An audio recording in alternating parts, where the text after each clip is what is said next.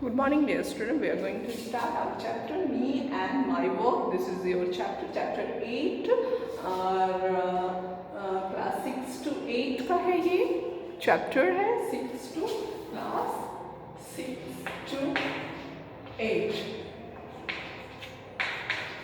Okay ये class 6 to 8 के लिए आपका MD सेक्शन का है जो कि हम लोग आज पढ़ेंगे.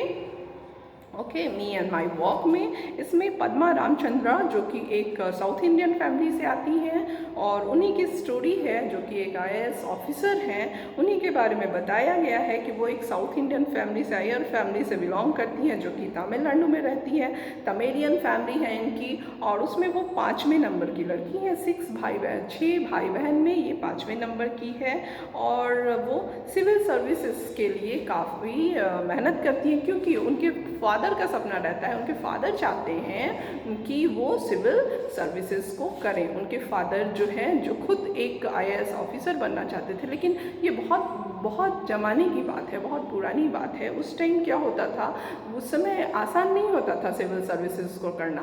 तो उनके जब फादर चाहते थे तो आपको बहुत सारी फॉर्मेलिटीज़ को पूरी करनी. इट मीन्स कि आपको पढ़ाई के लिए आपको 7 समंदर पार जाना होता था. तो उनके फादर किसी कारण बस उस काम को नहीं कर पाए, तो वो चाहते थे कि उनके बच्चे इस काम को करें. और उस समय हमारा जो सोसाइटी था वो काफ़ी संकीर्ण विचारधारा मतलब नैरो माइंडेड था. उस समय माइंड जो था वो बहुत कंजर्वेटिव था. किस चीज़ को लेके? फीमेल्स को लेके. तो फीमेल्स को लेके हमारी जो सोच थी वो काफ़ी कंजर्वेटिव थी और उस समय कोई भी नहीं चाहता था कि एक फीमेल आगे पढ़ाई करे. IAS ऑफिसर बनना तो दूर की बात है, कोई आगे पढ़ाई करे, क्योंकि वहाँ उस समय बहुत सारे वैसे टर्म्स थे कि आपको उस टर्म्स के थ्रू जाना होता था. आपकी सोसाइटी में आपको अलाउड नहीं था कि ज़्यादा पढ़ना लिखना और आपको चाइल्ड मैरिज में धकेल दिया जाता था. और चाइल्ड मैरिज हो जाने के बाद फिर आप किसी भी चीज़ फिर आप अपने घर में ही उलझ के रह जाते हो. तो उस समय वो काफ़ी मुश्किल हुआ करता था औरतों के लिए. तो उस समय उनके फादर का भी डिसीजन था कि मेरे जो बच्चे हैं वो सिविल सर्विसेज की तैयारी करें. पद्मा रामचंद्रा जो हैं वो चाहती थी कि मैं अपने फादर के सपने को पूरा करूं. तो उन्होंने उसके लिए उसके फादर ने भी काफ़ी मेहनत की होगी और की ही है, तभी तो वो IAS बनी. लास्टली वो IAS बनती हैं. बट उनकी जो जर्नी है इसमें इस स्टोरी में बताई गई जर्नी जो कि काफ़ी हार्ड है उनकी जर्नी. तो उसमें बताया क्या गया कि ये जो पद्मा जो हैं वो इंटरमीडिएट के लिए कहाँ गई? आउट ऑफ द स्टेशन गई. अपने शहर को छोड़ के उनको जाना पड़ा और वो विमेंस कॉलेज में पढ़ना चाहती थी और लेकिन उनको इकोनॉमिक्स वहाँ नहीं मिला. तो फिर ये अपने भाई के साथ एक कोएड कॉलेज में पढ़ी जो कि मद्रास पे था. और फिर इन्हें जब और ये UPSC की तैयारी भी कर रही थी, मतलब IAS की तैयारी भी कर रही थी उस टाइम और काफ़ी डिटरमाइंड होकर अपने काम को वो कर रही थी. उनका वर्क जो था वो काफ़ी डेडिकेशन दिखता था उनके वर्क में. तो ये सारी बातें थी और क्योंकि उनका जो टारगेट था, उनका गोल जो था वो मतलब एकदम फिक्स्ड था कि उन्हें उस गोल पे जाना है. इट मीन्स कि उन्हें अपनी जर्नी को पूरी करनी है और इसी के लिए वो मद्रास गई थी. और जब वो उस दिनों जब वो तैयारी में लगी हुई थी तो फिर उनको कोएड कॉलेज लेना पड़ा. इट मीन्स भाई के साथ गई, उनको वुमेंस कॉलेज नहीं मिला तो उनको कोएड कॉलेज मिला. और फिर वो क्या हुआ कि उस समय जब रिज़ल्ट आया, जब वो ग्रेजुएशन कर रही थी तो फिर उसके बाद जब उन्होंने तैयारी शुरू की, जब उनका रिज़ल्ट आया IAS का तो 67 और 68 बच्चों में सेकंड पोजीशन आया. फिर जब उन्होंने एक जर्नी तो पार की, वो उन्होंने पढ़ाई की चाइल्डहुड से लेके यहाँ यंग एज तक. फिर उन्होंने अपने एग्ज़ाम को क्लिक किया और एग्ज़ाम को क्लिक करने के बाद उन्हें फिर ट्रेनिंग के लिए जाना था. तो हॉर्स राइडिंग होता है या फिर जो भी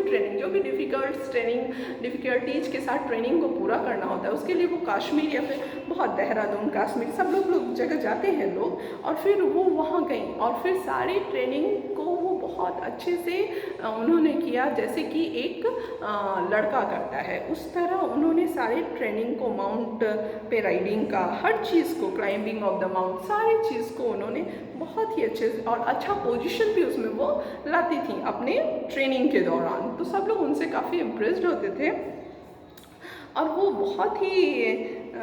बहुत ही डिटर्मिनेशन के साथ अपने काम को करती थी। और जब उनकी ट्रेनिंग पूरी हुई तो फिर उनको ऑप्शंस दिया गया कि आपको जगह को चूज़ करना है। तो वो पहले होम टाउन अपना चूज़ करना चाहती है, कोई भी अपना होम टाउन ज़्यादा ये चूज़ करना चाहता है, तो उन्होंने मद्रास दिया था। बट मद्रास में फर्स्ट रैंक वाले का हुआ, तो फर्स्ट रैंक जो था जिनका उनका हुआ, तो इनको फिर 3 ऑप्शंस मिले, एक गुजरात मिला, एक मुंबई में, एक बॉम्बे मिला और एक केरला मिला। तो बॉम्बे और गुजरात काफ़ी सेफ़ था, लड़कियों के लिए माना जाता था कि काफ़ी सेफ़ है। लेकिन इन्होंने उस टाइम क्या सेलेक्ट किया, उन्होंने केरला सेलेक्ट किया। और केरला उस समय काफ़ी अच्छा नहीं माना जाता था, क्योंकि वहाँ कम्युनिस्ट की गवर्नमेंट थी।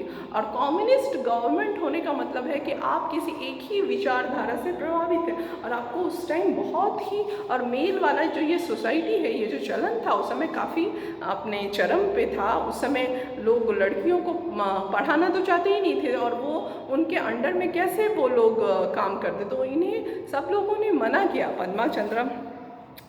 पद्मा रामचंद्रन को सबने मना किया कि नहीं, तुम्हारे पास 2 ऑप्शन है, एक है मुंबई और एक है आपका गुजरात, आप उसमें से 2 को सेलेक्ट करें। बट आप वहाँ ना जाएं, केरला नहीं जाएं, वहाँ पे आपको ऐसा ना हो जाए आपकी कंडीशन कि आपको रेस्क्यू करके निकालना, मतलब कि कंडीशन काफ़ी क्रिटिकल है, आप वहाँ नहीं जाएं। और फिर वहाँ की जो प्रिंसिपल थी ट्रेनिंग कॉलेज की, उन्होंने उसे कहा, लेकिन वो नहीं, वो उसको मतलब कहें कि नहीं, मुझे जाना है, केरला ही जाना है और मैं केरला को ही सेलेक्ट करूँगी और मुझे वहीं पे जाके वॉक करने हैं। और फिर उन्हें फिर किया गया कि ठीक है, फिर आप केरला जाओ।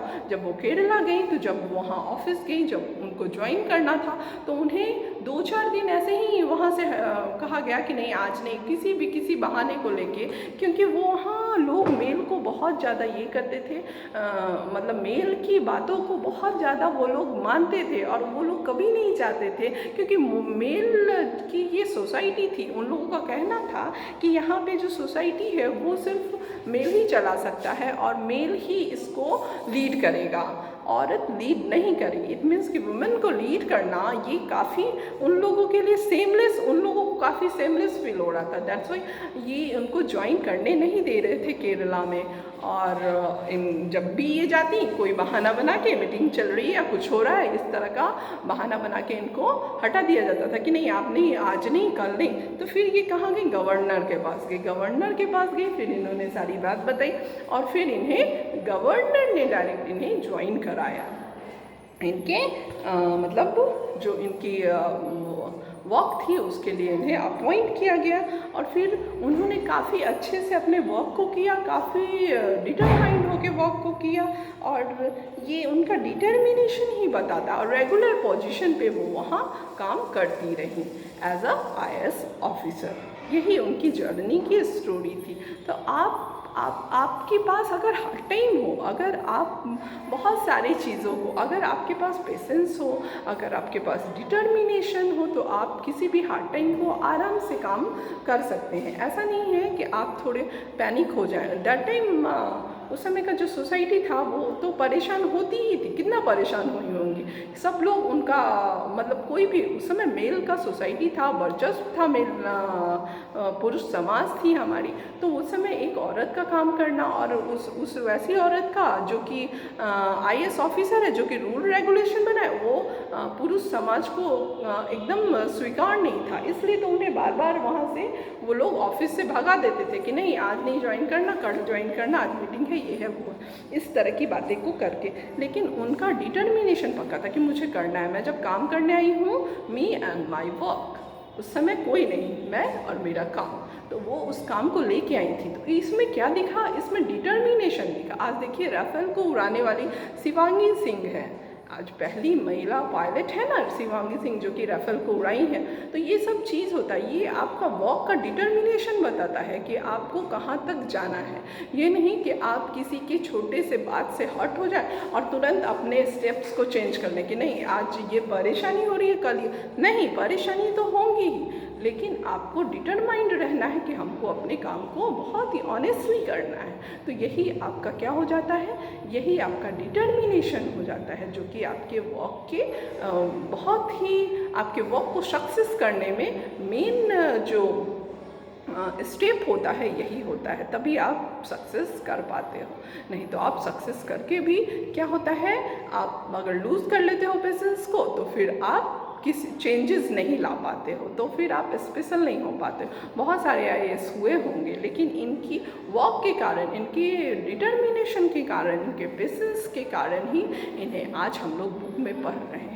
ठीक है, तो हम लोगों को मॉरल ऑफ द स्टोरी क्या है, कभी भी कोई भी परिस्थिति आए तो हम लोगों को अपने वॉक के प्रति क्या होना चाहिए, एकदम डिवोटेड होना चाहिए और अपने काम को बहुत ही अच्छे पेशेंटली करना चाहिए, बहुत ही डिटर्मिनेशन के साथ। यही आपकी स्टोरी थी। Have a nice day, bye.